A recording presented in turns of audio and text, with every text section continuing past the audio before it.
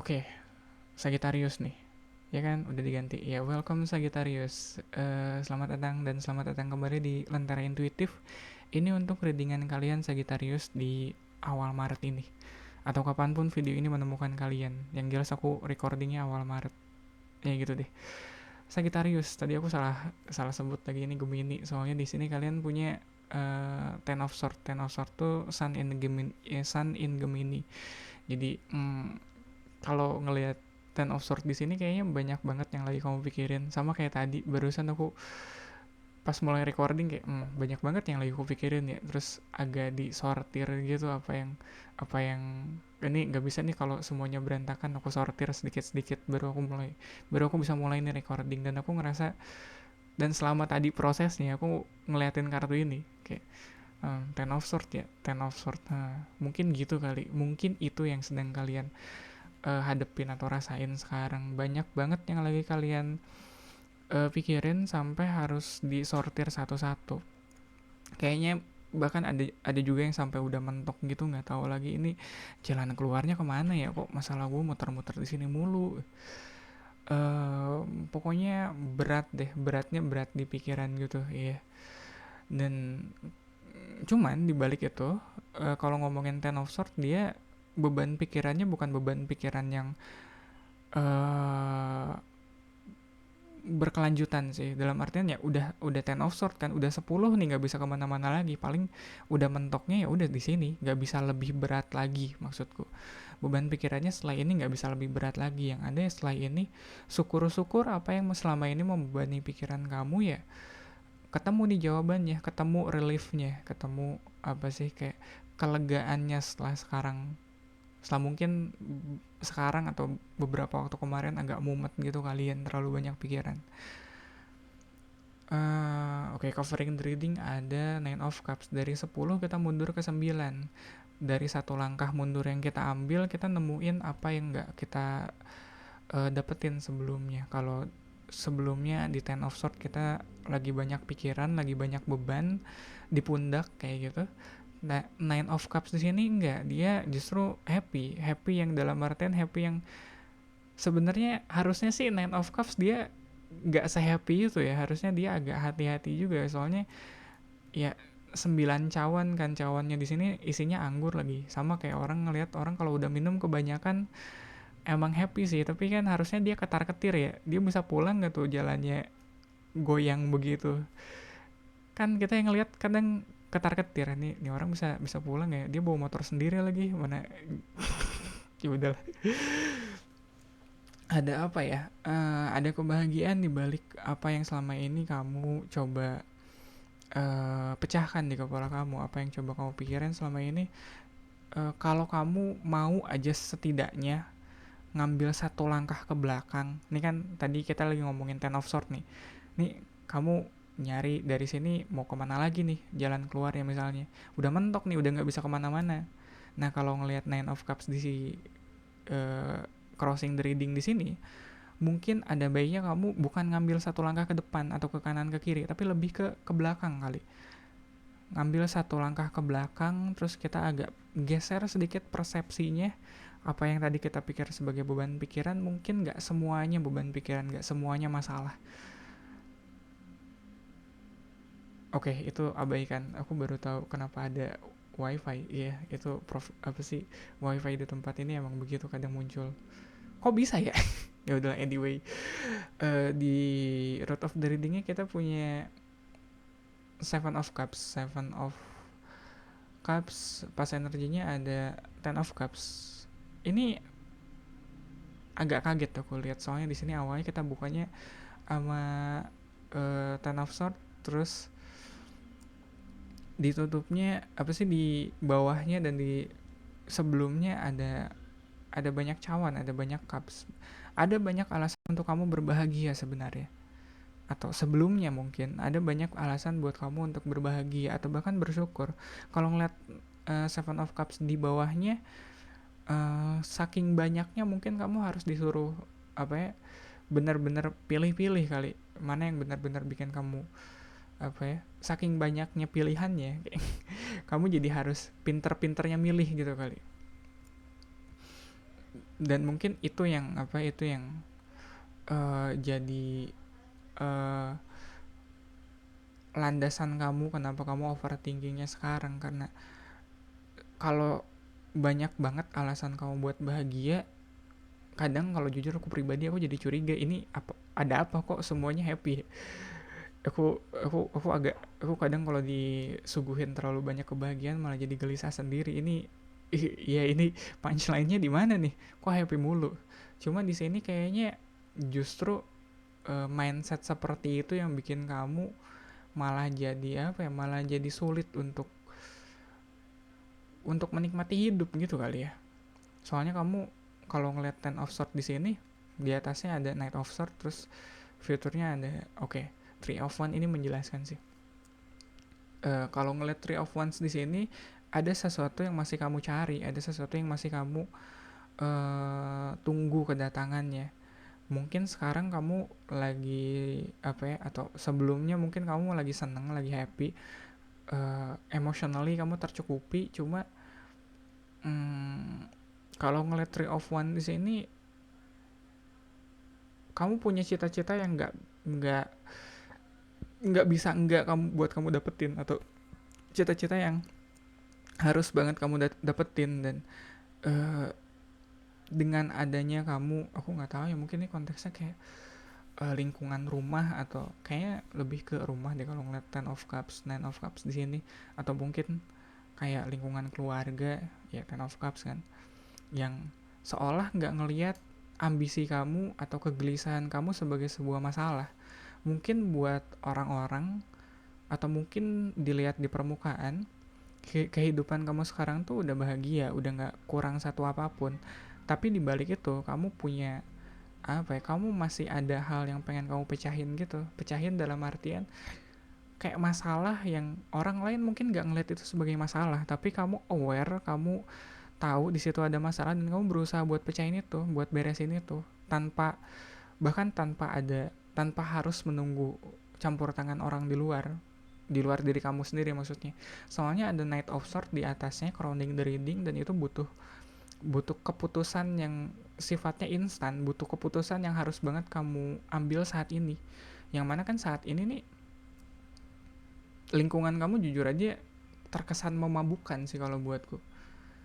Iya, lingkungan kamu ada banyak hal yang harusnya nggak jadi pikiran buat kamu. Malah harusnya kamu happy happy aja sekarang. Kenapa kamu overthinking? Agak aneh sebenarnya. Dari tadi aku ngeliat ini, tapi ngelihat ada Seven of Cups di bawah dan Knight of Swords di atas, aku ngelihat ini memabukkan sih. Sama kayak kalau kita dalam kondisi lagi mabuk kayak gitu, apa yang tadinya kita tahu jelas-jelas kalau kalau benar dan salahnya itu kayak gitu. Kayak kita kalau lagi sober, milihnya tuh sebenarnya gampang. Pilihannya seharusnya nggak serumit itu kalau kita lagi sober. Tapi kalau kita lagi mabuk kayak gitu, nih kadang ada aja gitu, bahkan hal-hal yang berbahaya pun jadi kita pertimbangkan. Padahal kalau kita sober, kita mikir ngapain itu dilakuin, kan bahaya ya kayak gitu. Kayak tapi kan buat orang mabuk logikanya beda kayak gitu, kayak lu ngapain ngelakuin itu, kayak ya. Ya aku inget ada temanku yang kalau lagi mabuk, kalau dia lagi sober, dia orangnya tegas gitu, cowok banget lah, kayak cowok tipikal cowok alpha gitu, yang nggak cengeng, yang apa-apa kayak anjir nih orang ada karismanya nih, ada wibawanya nih. Ya sekalinya aku temenin dia mabuk, dia jadi mellow gitu, jadi cengeng. Kayak jadi cerita apa yang harusnya kalau dia lagi sober, cerita itu nggak menyakiti sebenarnya. Dia bisa ceritain itu sambil cengengesan, sambil bercanda. Tapi giliran lagi mabuk, cerita yang sama malah bikin dia nangis, kayak kok gitu sih kok gitu sih bos, kayak. Dan aku ngerasa apa sih, kalau kita emang kondisinya lagi terlalu baik yang terlalu pun sebenarnya nggak bisa dibilang baik juga sih. Mungkin baik dalam artian terlalu banyak pilihan, ya itu bisa jadi masalah. Ketimbang kita pilihannya cuma 1, 2, atau 3 dikasih 7, itu bisa jadi masalah. Kalau 1, 2, 3 mungkin kita masih bisa milih nih, tapi kalau pilihannya udah kebanyakan, malah jadi susah kita buat milih. Aku ngerasa kondisi kamu sekarang ada di situ, makanya ada overthinkingnya. Nggak mesti selalu kamu ada di posisi yang happy, apa sih, happy ever after kayak gitu, kayak ten of cups, nine of cups. Aku ngeliat ini kalau buat cups ini kebanyakan sih, udah terlalu memabukan tau kan. Di posisi kalian sebagai sebagai penanya di sini ada death. uh, Jauh banget kan, kayak kontras banget kan. Di sini energinya semuanya cerah terang gitu, ada harapan di sini. Tapi begitu masuk ke sini kayak madesu gitu, masa depan suram, ada death, ada kematian. Tapi tenang aja, kematiannya nggak selalu berarti buruk. Mungkin kematiannya dalam hal ini mungkin yang mati adalah persepsi kamu aja yang lampau. Ya kalau kita udah kebanyakan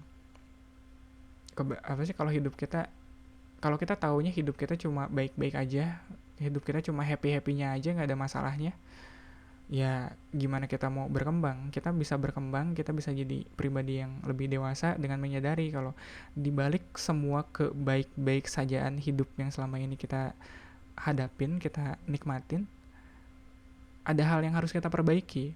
Dan aku ngerasa kamu di titik ini adalah kamu yang sadar kalau ada hal yang harus kamu perbaiki di luar sana atau di dalam sini lah. Yang sebelumnya mungkin kamu nggak ngeh, kamu ya udah hidup mah hidup gitu aja, dinikmatin kayak gitu. Terus ada titiknya kamu nemu, oh nggak bisa nih, aku nggak bisa terus-terusan nikmatin hidup, harus ada yang kamu ubah, harus ada yang kamu perbaiki. Dan environmentnya ada empress tuh kan, walaupun berkelimpahan apapun hidup kamu saat ini, tetap aku pribadi ngerasa manusia tuh tidak dilahirkan untuk problem solving. Ya aku tahu sih ini mungkin nggak buat semua orang ya, makanya aku di rumah kalau udah terlalu happy, udah nggak ada masalah, aku bikin sendiri tuh masalahnya.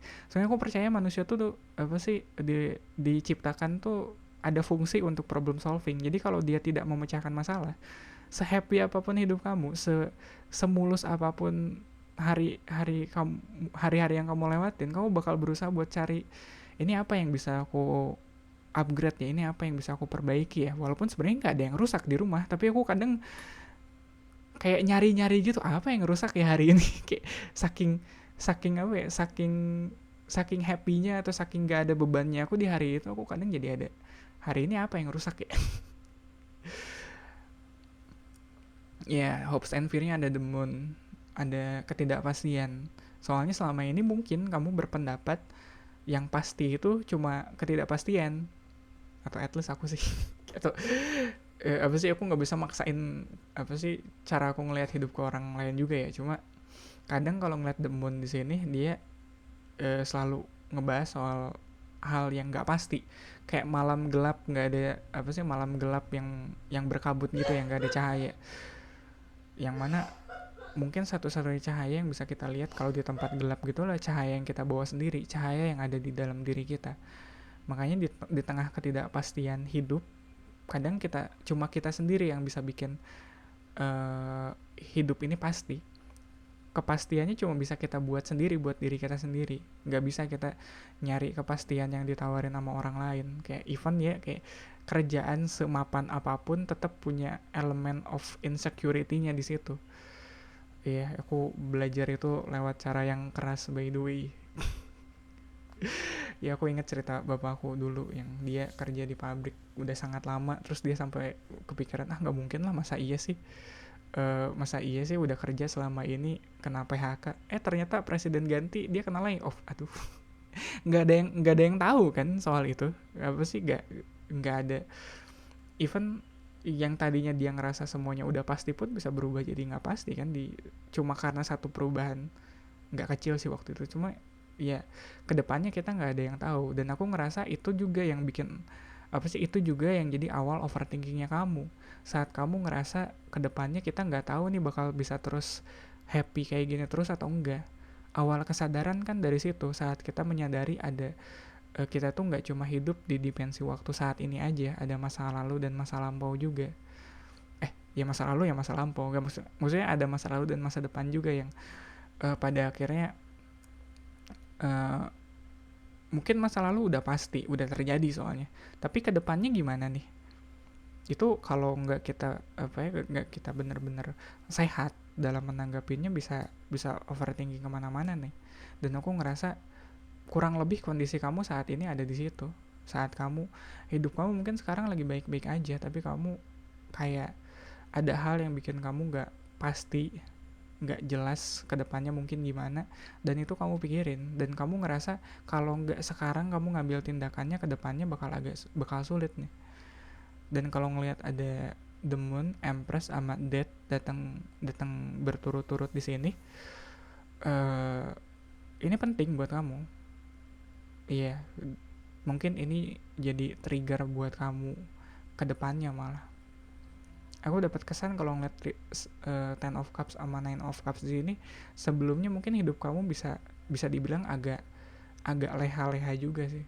Soalnya terlalu happy, dan terlalu happynya tuh happy yang nggak pada tempatnya gitu. Aku ngerasa ada Nine of Cups, terus sebelumnya Ten of Cups, ya hidup kamu saya happy itu ya. Ya bisa, ya nggak apa-apa sih, cuma sekarang kamu harus ngambil keputusan cepat. Kamu sekarang harus berubah.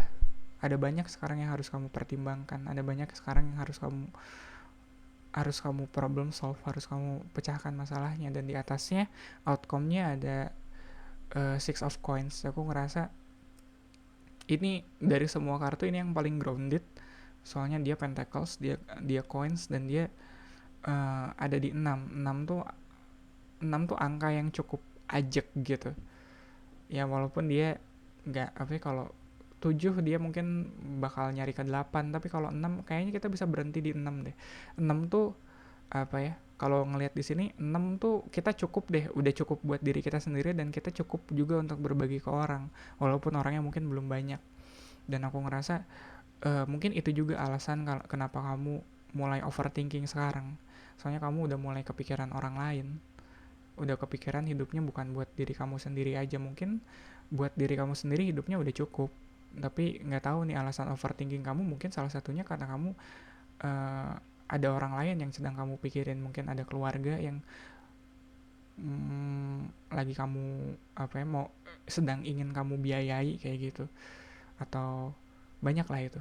Jadi aku ngerasa Sagittarius ini kepanjangan sebenarnya, tapi ini proses pendewasaan kamu, dimana kamu udah mulai mikir, kalau kata Cak Lontong gitu kan, mikir kalau hidup nggak mungkin selamanya bahagia, hidup nggak, walaupun iya sekarang kamu lagi seneng semuanya tercukupin, tapi kan nggak selamanya kayak gini. Ada ketidakpastian yang di depan sedang menanti kamu, dan sekarang kamu harus ngambil keputusan cepat gimana caranya untuk manage ketidakpastian yang bakal kamu hadapin di depan. Oke? Gitu aja kali ya. Aduh, udah kepanjangan serius Sagittarius. Semoga walaupun kepanjangan ini tetap bermanfaat ya buat kalian. Terima kasih untuk dukungannya. Likes, komen, sama jam tayang yang udah kamu habisin di sini. Ini udah hampir 20 menit kita jalan. 18 ding ya. Sekali lagi semoga bermanfaat Sagittarius. Kita ketemu lagi di readingan kalian selanjutnya.